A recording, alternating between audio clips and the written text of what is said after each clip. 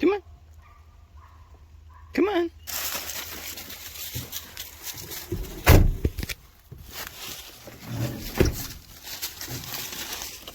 And it's a park, right? A bunch of brush.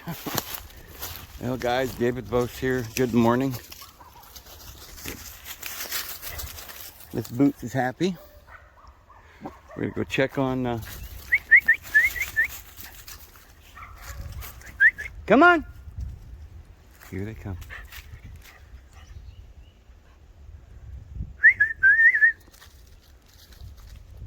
What is it, babies? Daddy called me.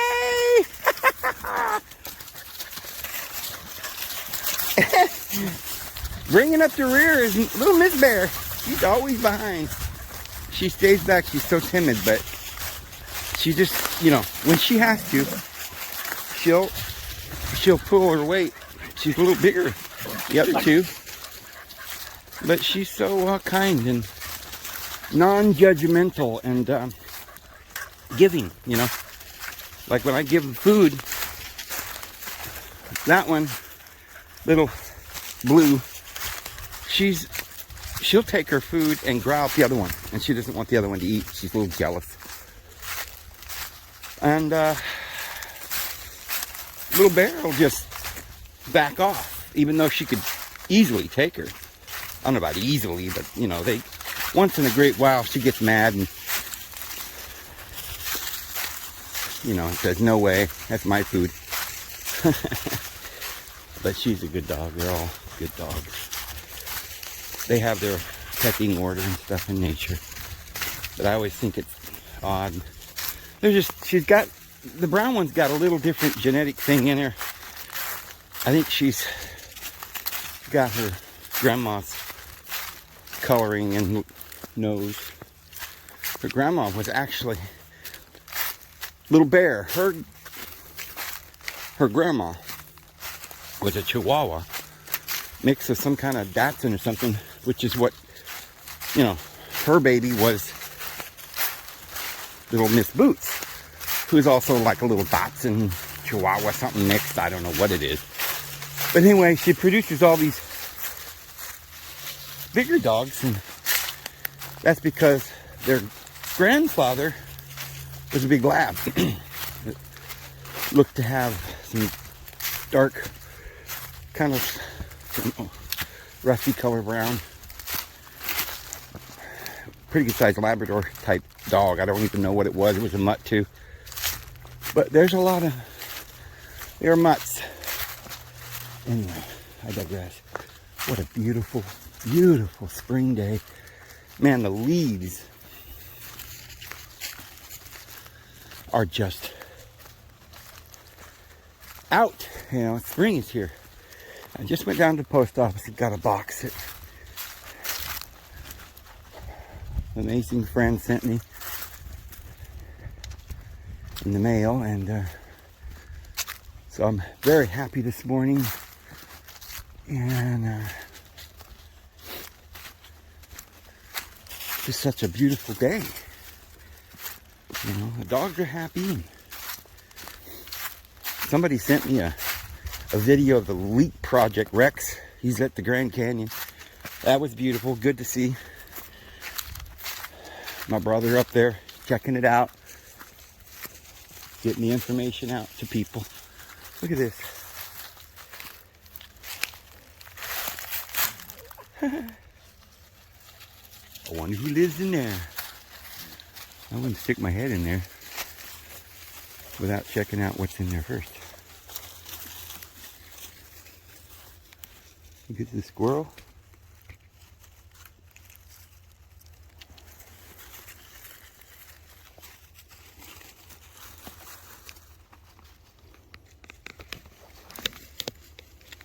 It's hard to see, but it's hollow all the way up. So something could definitely live in there. You know, I was noticing that my pond, remember we've been going by last week or two and noticing that there's no ducks on the pond. And there's not even any deer there. There's nothing. I don't see anything. And then it started to dawn on me, I haven't heard the frogs. Usually, now maybe I'm wrong. It seems like in the spring I'm always hearing this frog thing, you know.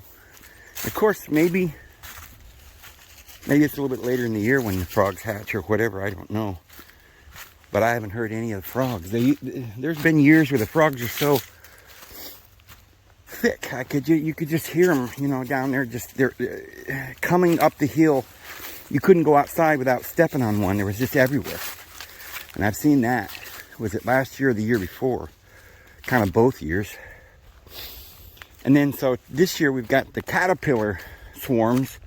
I wonder if it's just cycles. I mean, we had the frogs last year and the year before. I can't remember which was the worst. There was just thousands of them. And if we don't have them this year, but we have caterpillars, what's next? The locust swarms? Just a thought. I don't know. Maybe the frogs will be coming soon. We'll see.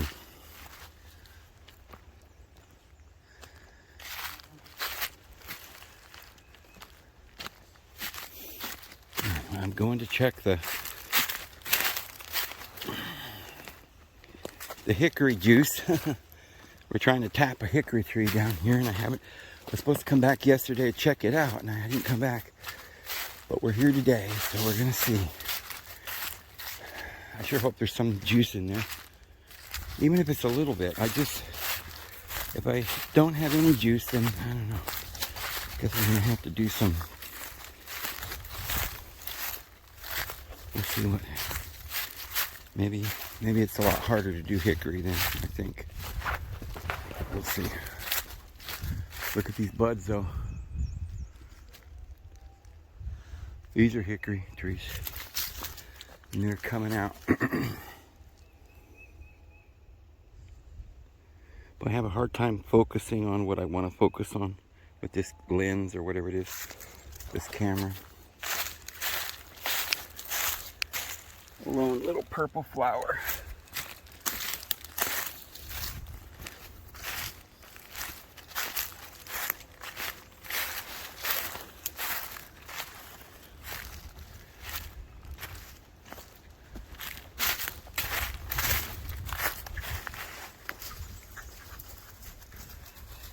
Look at him come.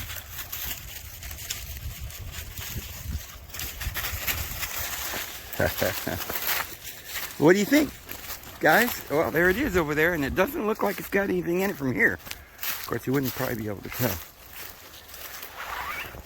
Ooh.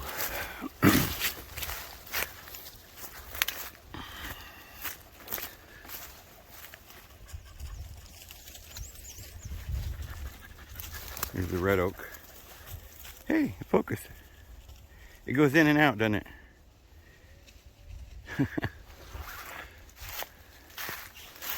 Guess you have to learn to use these cameras.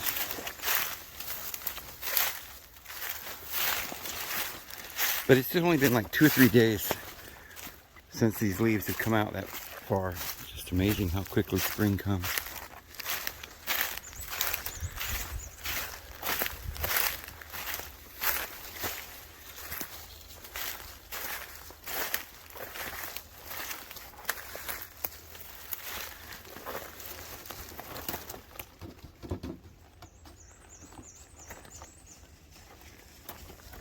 Well, there's nothing.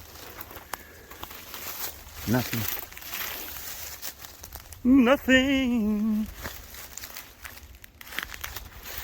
I about broke into song. The Whitney Houston song, but I couldn't remember the words. Wow. Okay. Okay. Now what? Let's go back. You know,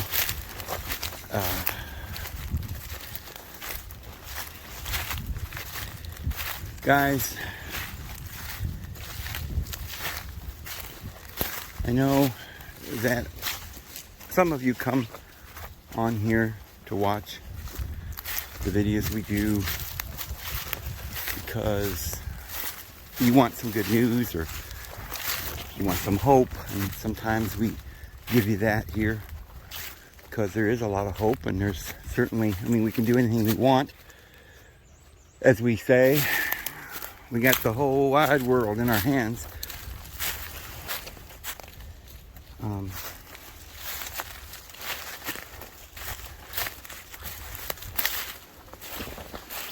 But the reality is that a lot of the world is being deceived right now so heavily. So we want to get the message out of hope and truth, love. But we have to be realists as well and realize that lots of people, it's like trying to, you know, you can say to Little Miss Boots, one day you're going to incarnate into the human race and gain salvation and, well, consciousness. Gain full divine consciousness. But the dog may have a quite long road ahead of her. But it doesn't matter because she's enjoying being a dog. She's enjoying her life right now as it is. And I don't think there's anything wrong with being a dog. She's enjoying it. See, the problem with being human is that we're probably having less fun than the dog's having. You know? Because we haven't learned certain things that dogs already knows. We know it too. It's instinctual. Comes from that purest place within us. We know how to live. We know how to be happy. Just to let it be. The dog's not trying to be something he's not. I mean, sure, they squabble and fight, but they play a lot. They don't sit and hold offense, you know, and keep account of your injury. They forgive you immediately. They go and play. The dogs, they may argue over their food sometimes, but they love each other. They got each other's back. They don't judge each other. And that's what makes them happy in the moment. And that's all we humans have to do. Because it doesn't matter. For as long as, you know, that dog is in as good a position as you are. Because there are so many things lower on the totem pole than a dog. You know, this is an infinite journey. It doesn't matter where you're at on the circle of life. You know, enjoy it. It doesn't matter. I mean, you know, it's like sometimes the smarter you are,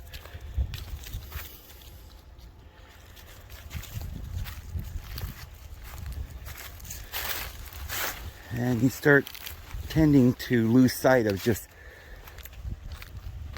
your original happiness, and you know, you can't just relax and enjoy yourself. So, yes, there are some of you that are so stressed out by things that seem so important, and some things are very important. I mean, that's kind of a difference between normal ups and downs in life. You gotta walk up the hill.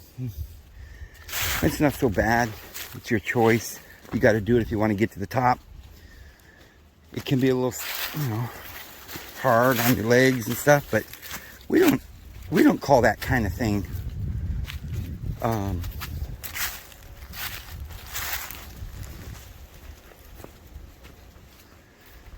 bad. In fact, most of us love to do that. They got shoes you can go out and buy called jogging shoes, so you can go out and run marathon. People like doing it. That's at your own pace, building your courage and your strength, and nothing wrong with a little pain. But where it gets hard is where humans try to judge one another and live in this false paradigm of good and evil. That's that place where humans are at, and dogs and animals and cats and beautiful creatures of the Lord. They're not in that place. These dogs don't know anything about good and evil. Doesn't bother them. They do what they think is best at the time. They have a natural desire to let their brothers and sisters succeed. They'll have their backs. They'll, and that's what we humans have got to remember, is that there's not a problem. There's no this physical material places where all this duality is, where all this good and evil is. And it's just an illusion. You don't have to worry about any of that. No matter what you've ever done. We're not really responsible for what goes on in this world. It's just temporary.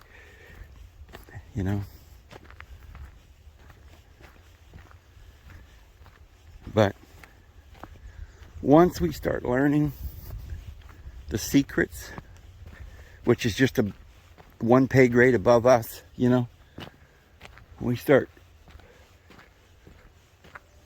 realizing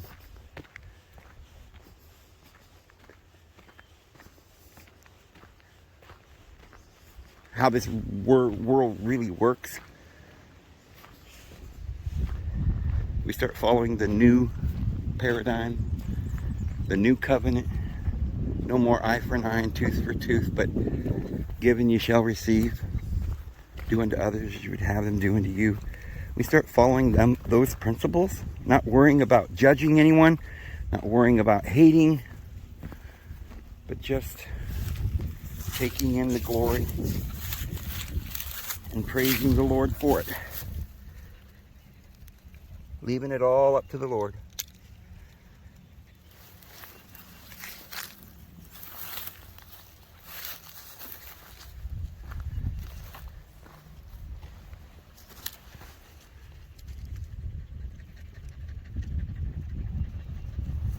Like a little wreath, isn't it?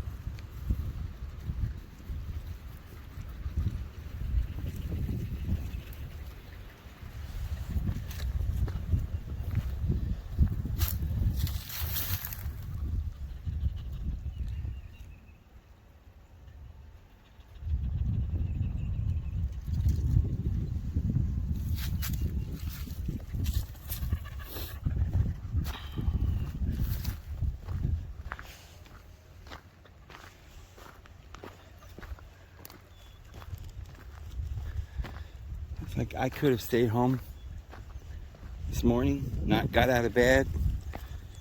I could have said, it's too much trouble. I don't want to have to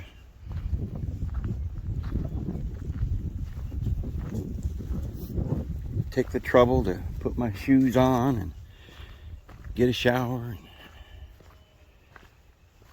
lace up my boots.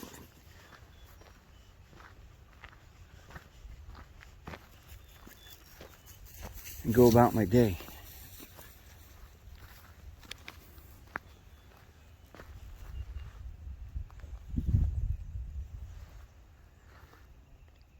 But look what I would have missed. The sunshine right now is just like, it's like energy. Just standing out here in the sun. It's always felt that way to me. It's like I'm being recharged. Touching the earth with my feet. Even, I'm not barefoot right now because it's still spring, but I'm touching the ground. I'm feeling the grass. I'm looking at the flowers. I'm seeing the clouds and the light coming down through the clouds.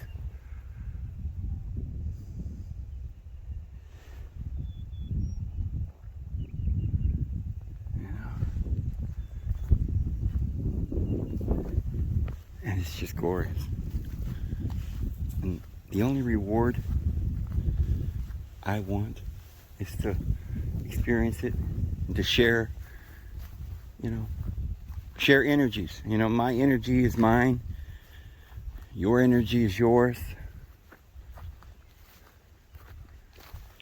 I don't want to take anything from you, and you don't want to take anything from me, but we want to add. We want to give gifts. We're willing to give a piece of ourselves away for free. Just so much nicer to hug, to give, to love. And you know what? That principle works, but it works even better when you really don't have much left. Like that poor widow who, remember the widow's mite? She just put in this one little coin into this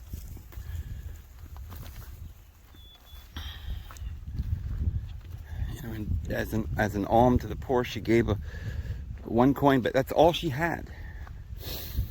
It was just one penny. That's all she had. But a rich man goes by and he drops in $100. Of course, the rich man has millions.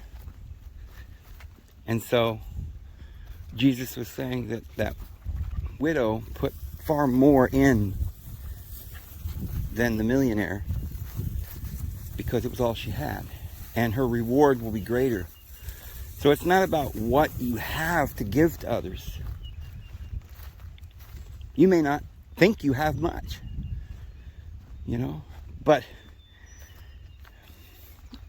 if you and I were sitting on a park bench and we never spoke, well,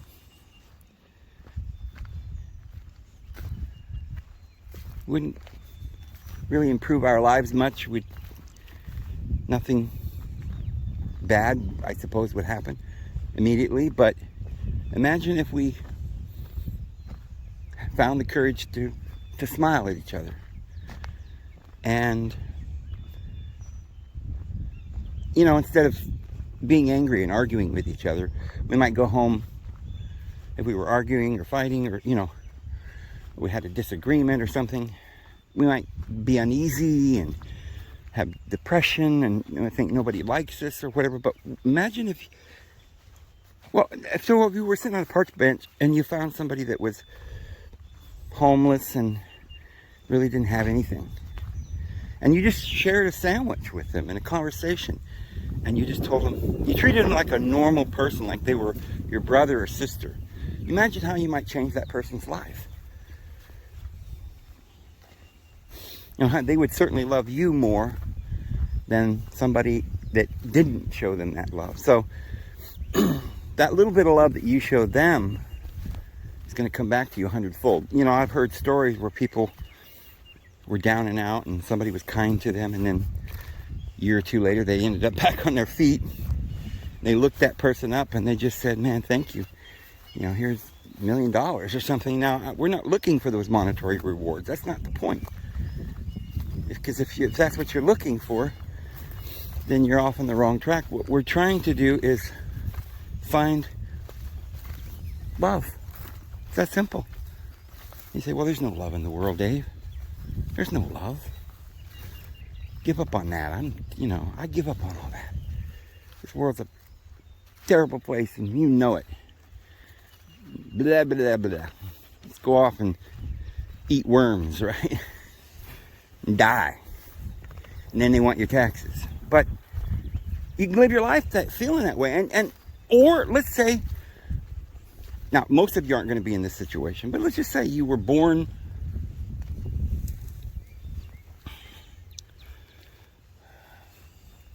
without much, and you're down and out, and you got no money, you got no job, and maybe you don't even have any friends. Maybe you're just so alone you don't know what to do. Or maybe you're sick. Maybe you got lots of problems that we can't even imagine. But no matter the situation, wherever you're at, I'm sure you've got something to give. I know you do. So, oh boy, look at that. Is there a big nest up there?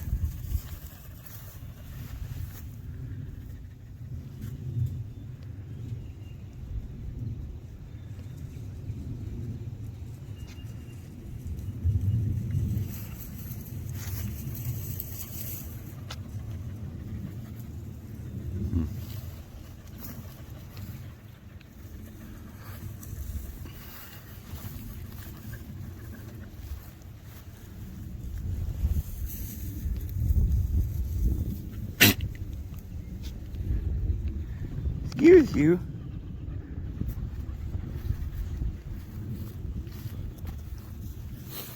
Just forget about your own depression, your own needs, just for the day. And spend your day trying to improve somebody else's day. Truly show them love. Now you've got a friend, maybe somebody to talk to. Just because you did something for them that you didn't have to do, and they'll never forget it. Because very few people ever receive that kind of love from people, and they don't know even what to do when the first time they feel it. Sometimes they don't know how to respond. You know? That you can change their life. Just that little bit of happiness you can give somebody. To genuinely make them feel loved. If maybe they don't feel loved. You know, they were in the same shoes you were in. They thought all was lost. But when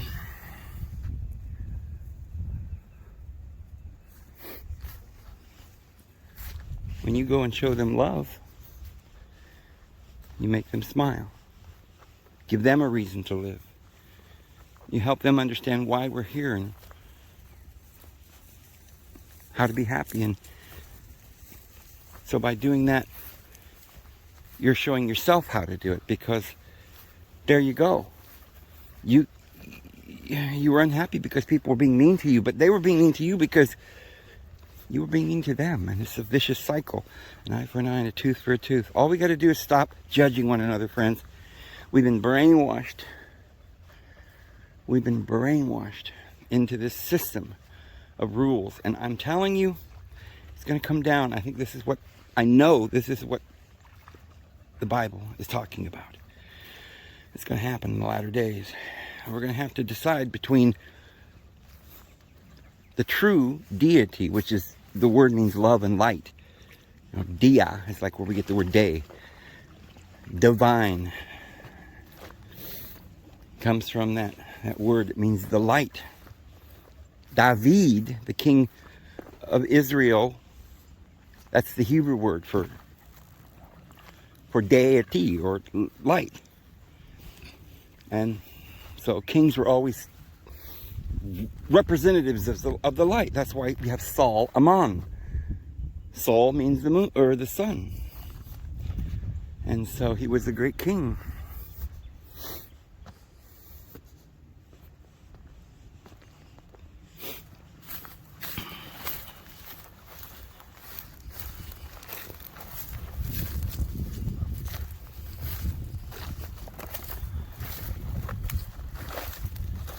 So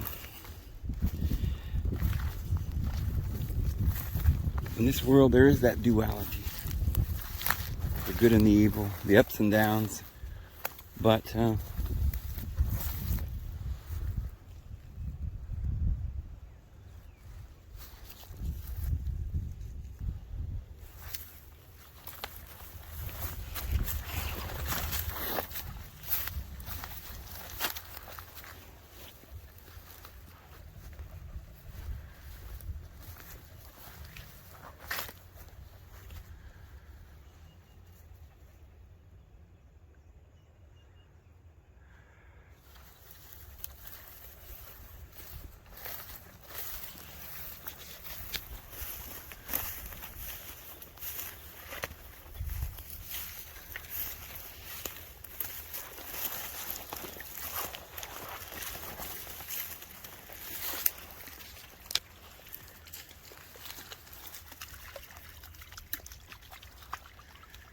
Need your water dogs.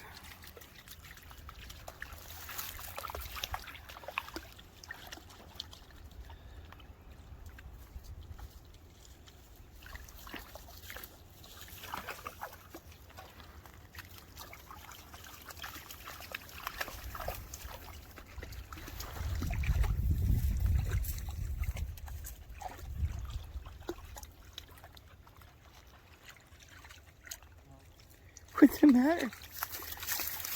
What? Now don't you shake off on me, you get me wet.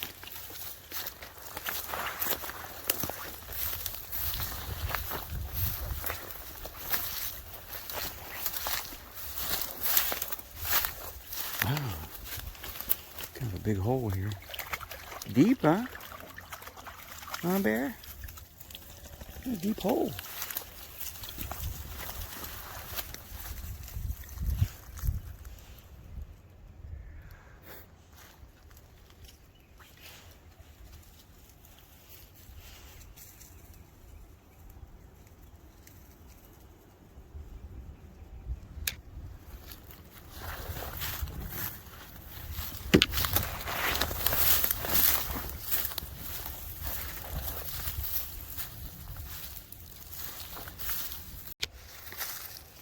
Oh, look. Plantain. They call this the bandage plant because you can take the leaves and put them over your wounds. It's a healing herb. It'll heal your wounds, takes away some of the pain.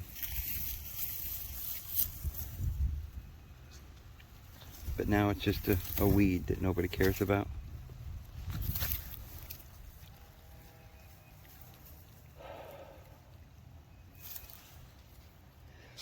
By the way, guys, I did a video on BitChute yesterday. It's on Odyssey as well. I couldn't put it on YouTube, so it's very, very important to go see that video. Please go watch that video, guys, on BitChute. Just type in David space Vos, I believe. If the space doesn't work, take that out. I can't remember now. I've got to. I'm pretty sure. Maybe there's no space. I'm not sure. But anyway, I'm there. I'm there. Just write it a couple of ways. You'll find me there. And my latest video is about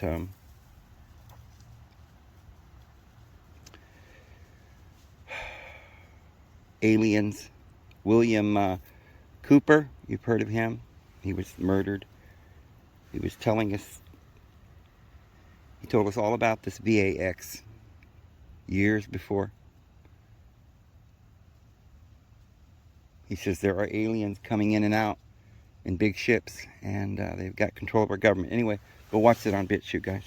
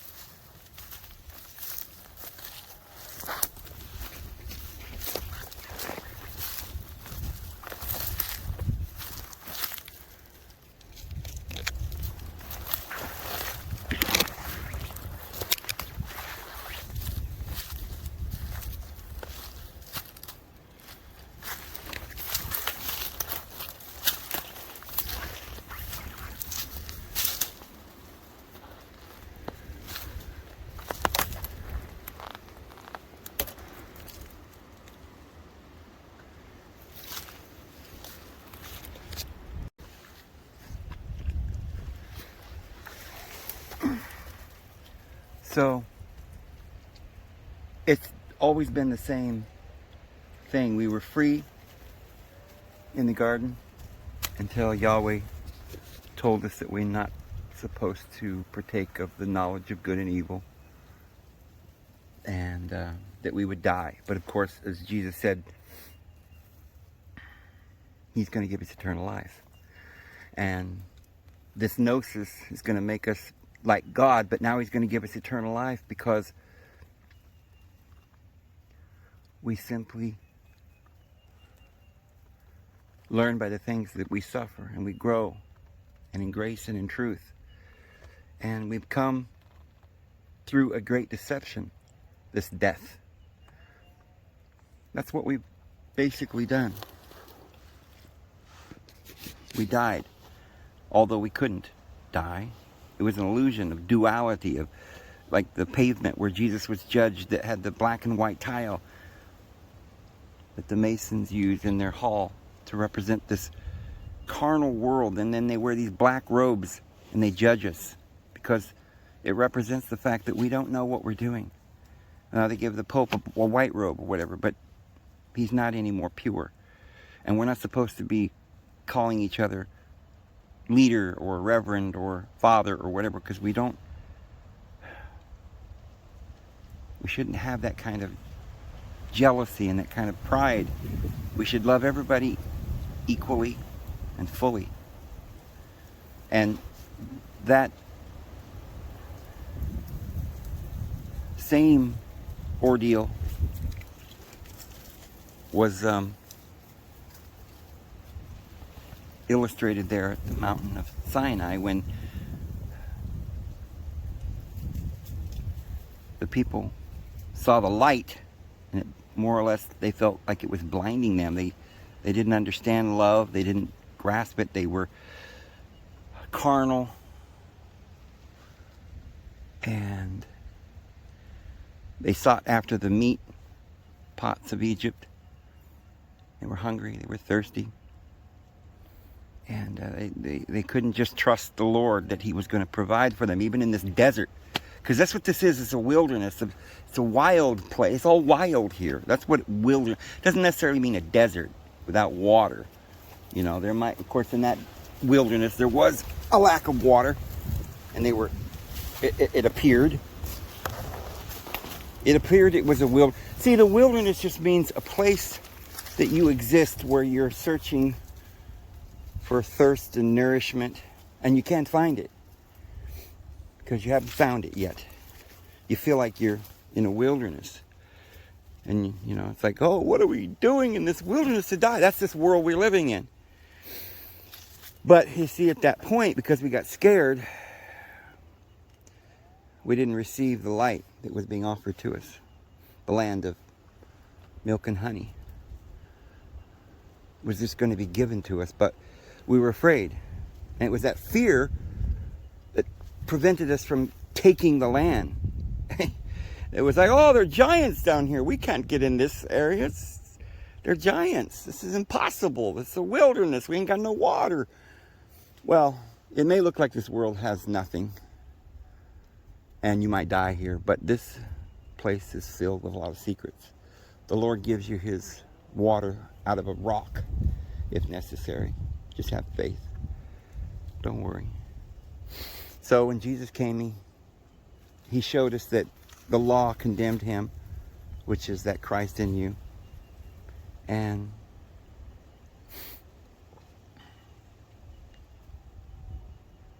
condemned us all. But there were two thieves that were crucified with him, and one blasphemed him and didn't receive him.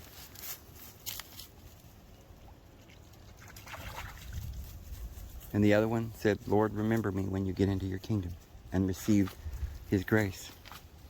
And the Lord was there. It says, truly I tell you, today you will be with me. So that's all you have to do. That Christ is in you. Receive him. Open your eyes and recognize him. He's given us the gifts everywhere, under the rocks, just, if you feel thirsty, just ask. Whatsoever you ask, you shall receive. Break the bread. You don't have enough bread for 5,000? You get 5 loaves? Break it. And begin to hand it out. Disperse it, the fragments. But in faith, believing the Lord has you. Believing in love. Love provides. That's the thing. Hate does not provide what you need. Jealousy does not provide. It only makes a curse, a death, a bondage. It's love. That's the answer. And so We're in the world today and people are starting to panic again. They're getting scared. Uh-oh. Bad things are happening. You know, maybe there's not going to be enough food. Maybe there's going to be a war. Maybe, we'll start pushing and shoving. There's going to be, I guarantee the next crisis coming is probably going to be far worse than you could even really imagine. And it's coming very soon. And I'm not trying to be negative. I'm trying to point out that for the world, it's not going to be good at all. They're not going to know how to deal with this. They'll run out in fear. Because who can battle with the beast? He's ferocious. Why? He's God. He can control us because he's so amazing. He's so powerful. I'm scared. But you don't need to be. Just choose Christ. Choose his love. Give a cup of water with these little ones.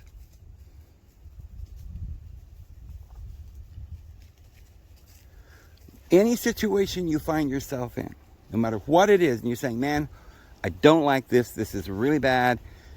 Maybe I don't have the rent and they're about to evict me and I don't know where I'm going to go. Maybe that's it. Maybe it's something else. Maybe you're going to court today. Maybe somebody has taken your child, your baby. There's nothing could be more difficult than that.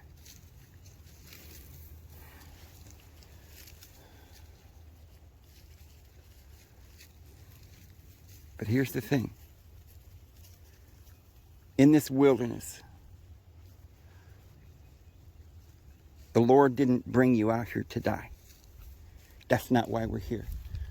The Lord brought us out here to bring us to the promised land. Have faith. Lift up your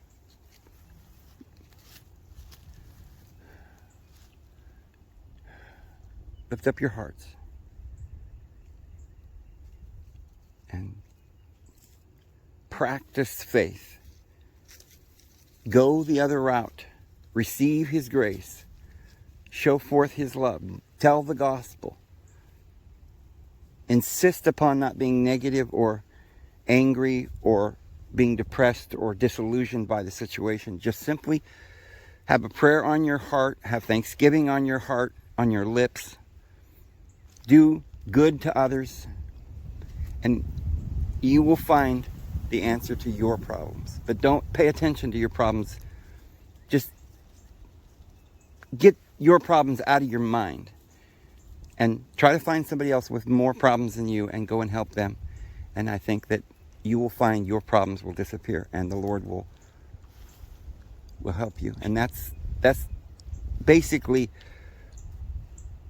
not just something we can do today, because it's going to help us in our everyday lives, but it's the whole crises that the world is coming down to. Everybody in the world's got to learn this. We got to help each other to learn this too. So anyway, what a beautiful spring day. I'm going to go ahead and go and get this loaded. And we'll see you guys tomorrow. Have a great one.